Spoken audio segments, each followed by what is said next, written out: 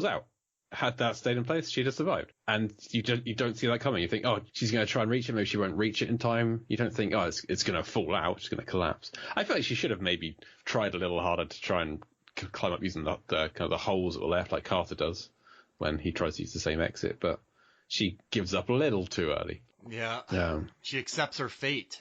Yeah. Well, maybe she's feeling guilty. She knows that she doesn't want to get out of this. She's kind of the captain going down with the ship kind of thing. And I like what Rennie Harlan had to say. He said that it was Frankenstein's monster meeting its creator. And it knew it. Yeah, and it knew it had to eat her, and she's the mother of creation. So it's the ultimate. She makes the ultimate sacrifice. The movie wasn't written this way, but then they switched it. So I do like that the shark gets revenge on her, because she's the antagonist of this movie. This shark is just trying to escape from prison. Is it revenge on her? Because without her, the shark wouldn't be super intelligent. But it also was locked up. Yes, true. It wants out, and if it knows if she's alive, she's going to keep hunting it. Yeah, that's true. Okay. Wait, you convinced me. Is there revenge, though? Wait, that's a good point, because it was a Mako shark. They're still very smart. But then it made it basically human-esque smart. I can't think of a better word. But it made it incredibly smart. Like, would it want revenge? But then it's imprisoned, getting shot with stuff and pricked and poked, and they're trying to kill it. She also did kill one of the other sharks. Maybe it's revenge for the shark that was killed. This is a Gen 2, so are those other two sharks this one's parent? It's a good question. Potentially. So this is like a second generation. The other two were first generation. So I don't think it's out of order to extrapolate that those two Gen 1 sharks created a Gen 2 shark. So maybe this is revenge for killing her mum. And it goes after Preacher first, and because he kills the first one. Kills the other one, yeah. Oh, I love it. And what do you think about the line where she says, "You may be the smartest animal in the world, but you're still just an animal"? She got that. She was correct.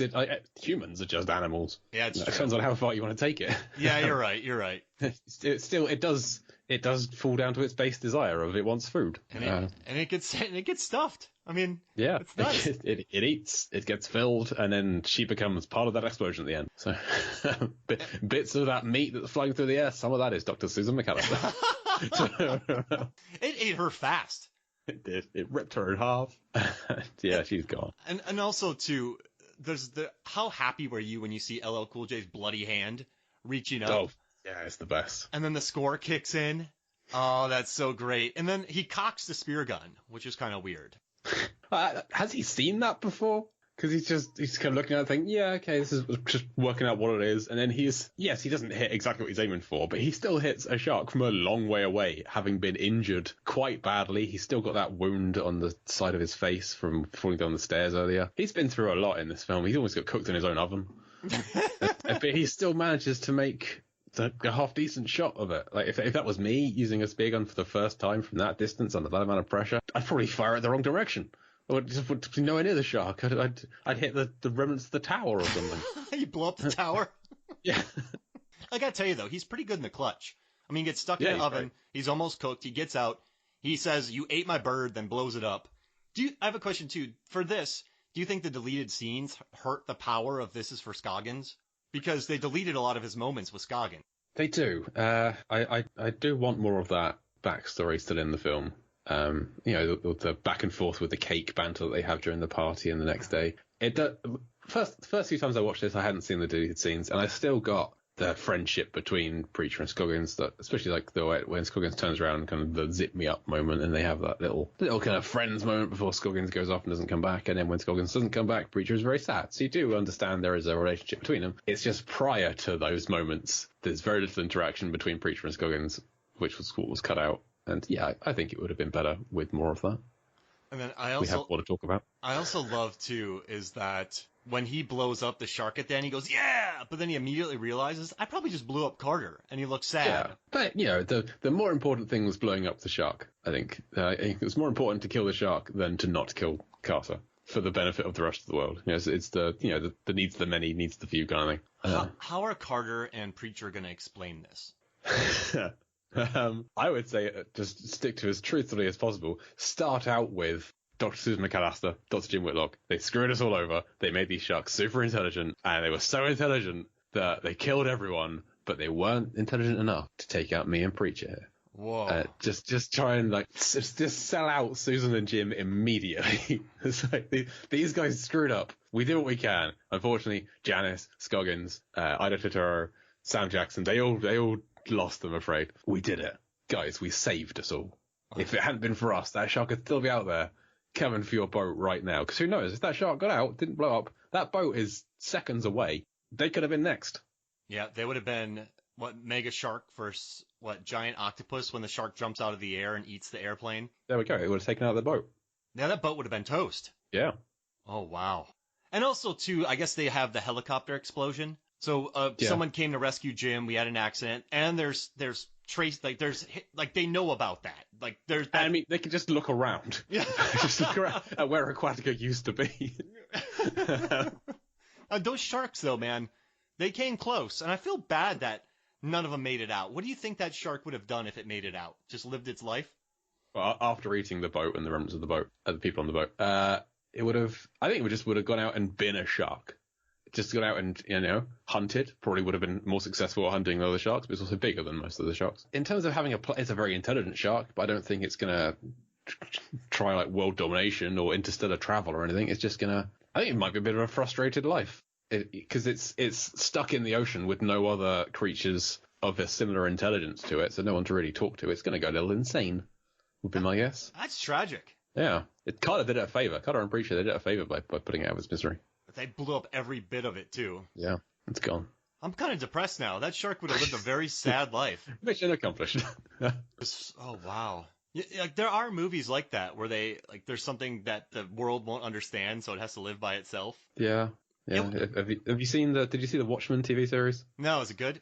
Yeah, but there's a very intelligent character there who kind of is in isolation, and it doesn't fare well for him. So I won't go into it more, but it's a good show. I'd recommend it. I need to get into it. I was going to start watching it, and then they were like, well, we're not doing a second season. So I'm like, was there a cliffhanger that wasn't resolved? There's a bit at the end that could be read as a cliffhanger, but if you take it as there's no second season, then it's wrapped up nicely enough. Okay, cool. You can kind of think, okay, this is where it was going. Well, this is what it was hinting at. It's like the end of Inception.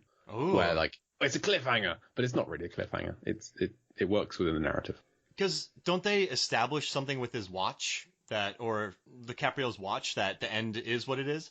I don't know about that, but I've never had a problem with the end of Inception. I just watched it again the other day, and it's not about whether the spinning top falls or not. It's about whether he cares that it falls or not. So it works fine. He doesn't care anymore. He's accepted whatever he's doing. He's just wants to spend time with his kids. Real or not, doesn't matter. It's whether he cares or not. That's what it's all about. And that never bothered me, that ending, but I guess it really stuck with a lot of people. Jeez Louise. I know. I've had a few debates about that. We're not getting into it today. No, but any final thoughts about this fight? What was your favorite moment? Favorite moment of this? Oh, it's the teeth coming down. I love that bit. This is for Scoggins is a nice line. I can't separate this into small bits. The explosion, the explosion. It's got to be the giant nuclear bomb going off inside this shark that just showers everything. All right, so I love those. I guess I'll go with the stabbing of the eye, and then I'll go with the shooting through the fin and into Carter's leg. Yeah, they're all good. Every moment this is good. I mean, they even make sense that Preacher gets attacked on the surface because they've said earlier that the shark's attracted to bright colours and thrashing, and when Preacher's up there, he's wearing a white coat and he's splashing around, and he's next to one of the extinguisher life vest things, hybrids. That's double bright. Yeah, he's screwed. Oh wow, he had no chance.